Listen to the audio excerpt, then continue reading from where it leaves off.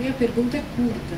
É em relação ao humano e às abelhas. Como que vocês entendem essa correlação? Você pode repetir? O humano e as abelhas. O ser humano e as abelhas, essa relação. Uma assimilação. Eu posso dizer alguma coisa. Depois que eu li o livro, eu fui... Porque assim, o livro, na minha opinião, ele relata o caminho do zangão. E eu me perguntei como seria um caminho da abelha para as mulheres, né? Porque essa é sempre a minha pergunta. E eu fui pesquisar, né? Porque é o que eu faço. Então, assim,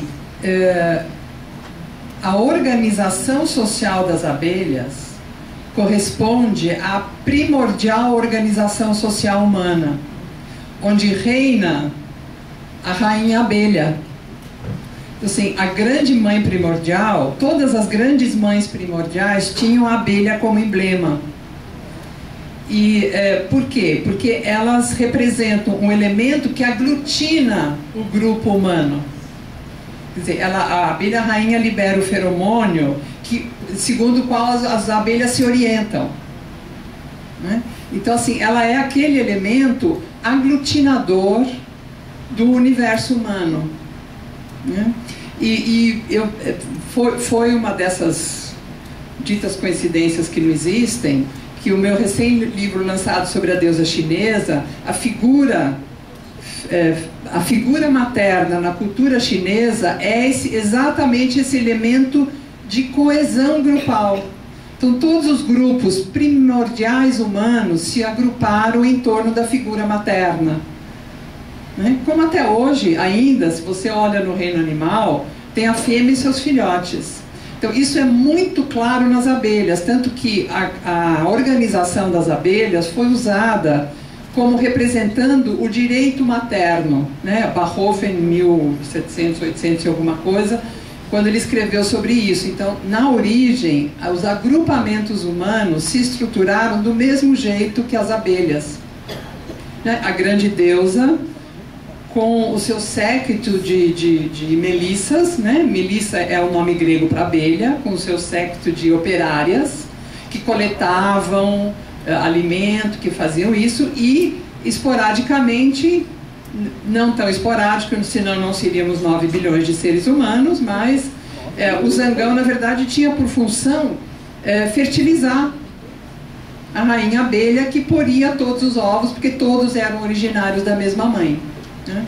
Então, eu acho que a junção, eu ainda não é um tema que ficou comigo, e eu continuo pesquisando, então em algum momento talvez isso vire alguma coisa, eu não sei, né? Ainda não sei.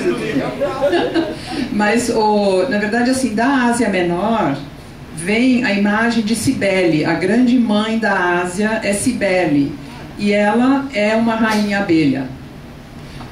Os ritos de Cibele, quando chegaram na Grécia, eles chegaram como os ritos de Afrodite, tem os ritos e os seus sacerdotes que se castram.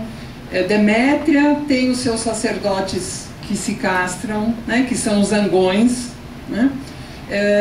Então, todas as grandes deusas, porque todas essas deusas que a gente encontra por aí, elas podem ser traçadas até um ponto em que elas eram uma grande deusa, ou seja, uma figura proeminente. Acontece que essa tradição das abelhas, ou essa parte da história da humanidade, ela não está escrita, ela não nos vem, a gente não tem essa informação, porque toda a história documentada é uma história masculina, escrita da perspectiva masculina.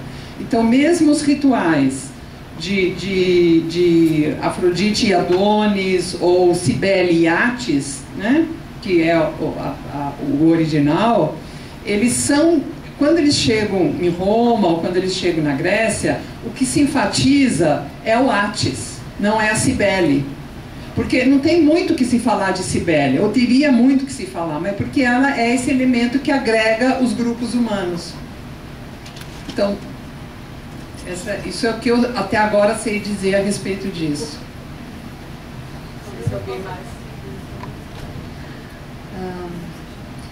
Quando eu estava lendo o livro, também me veio à mente como que a organização e o modo que as colmeias são elaboradas dentro da nossa genética, né? O nosso sistema celular, ele parte do princípio de uma célula máter que se organiza primeiro e depois se separa criando células filhas iguais às mães. E uma parte do livro interessante também fala dos néctares que a abelha produz e dos nossos fluidos enquanto seres humanos, de como isso pode levar a nossa relação ao doce mel, ao nosso deleite, ao nosso prazer sagrado, e não uma questão de dominância sobre dominância. Uma hora você domina, uma hora eu domino. Dentro do enfoque do xamanismo matricial, dentro do enfoque do xamanismo, há um doce deleite. Há uma parceria onde todos ganham. Tanto aspectos masculinos quanto aspectos femininos, tanto o homem quanto a mulher. Então, o zangão não é objeto de humilhação das abelhas, porque ele só reproduz. Ele traz a possibilidade da fertilidade, que é máter em qualquer criação. Não existe criação num terreno estéril. Então, esse doce deleite dentro da organização, se a gente fizer um paralelismo com o que é a colmeia, o que é a sabedoria do animal abelha, e isso é xamanismo, é a gente poder saber qual é a sabedoria do animal, tanto que em qualquer tradição xamânica, todas possuem animal de poder.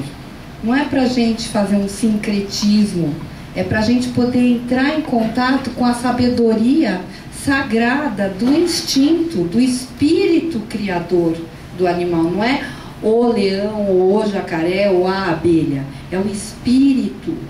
Assim como tem um espírito humano, que não é o japonês, o chinês, o africano, o europeu, o americano. É o espírito da raça humana. Então, dentro desse paralelismo, a gente pode aprender com a colmeia e aprender com essa sabedoria, projetando, falando uma fala psicológica, para depois introjetar, para depois dividir de novo.